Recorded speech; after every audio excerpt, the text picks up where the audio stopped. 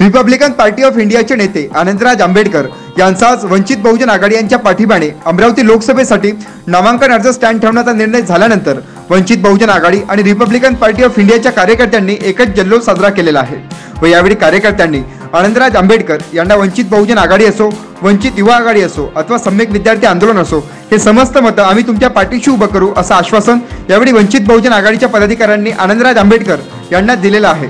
त्यामुळे आता अमरावती जिल्ह्यामध्ये होणारी लढत ही तिरंगी न होता चौरंगी लढत होणार अशी चर्चा आता सर्वत्र सुरू आहे। आरपीआयचे नेते आनंदराज आंबेडकर यांना वंचित बहुजन आघाडीचा पाठिंबा जाहीर झाल्यानंतर आता ही लढत चांगलीच रंगीत होणार आहे।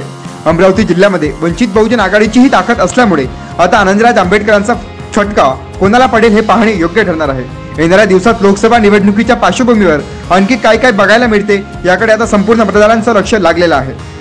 देशात आपल्या जिल्ह्यात पहिल्यांदा आपल्याला संधी मिळत आहे की बाबासाहेबांच्या वंशजांना प्रत्यक्ष मतदान करण्याची पहिल्यांदा संधी मिळत आहे आणि म्हणून अवघ्या एका सेकंदातच आपण समजून जातो आता सर्व पक्ष सोडा, जात सोडा, धर्म सोडा, वंश सोडा, लिंगभेद सोडा, सगळं सोडा, जे कोणी आपले तथाकथित विधायक किंवा पार्लमेंट सदस्य निवडून जातात, कोणा पक्षावर जातात, त्यांच्या तोंडाला मुचकं असते, त्या कुत्र्यासारखे शेपूट हलवत असतात, त्यांच्या तोंडाला मुचकं असते, ते भुंकू शकत नाहीत, म्हणजे बोलू शकत नाहीत आणि डसू शकत नाहीत। असं न होता आता फक्त भीमाचं रक्त, आता फक्त भीमाचं रक्त, आता फक्त भीमाचं रक्त। जय भीम।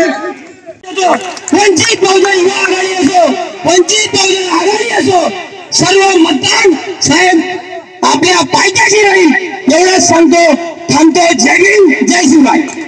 अशाच वेगवान घडामोडी पाहण्यासाठी आताच आमच्या जनविकास न्यूज चॅनलला सबस्क्राईब करा आणि रहा रोज अपडेट।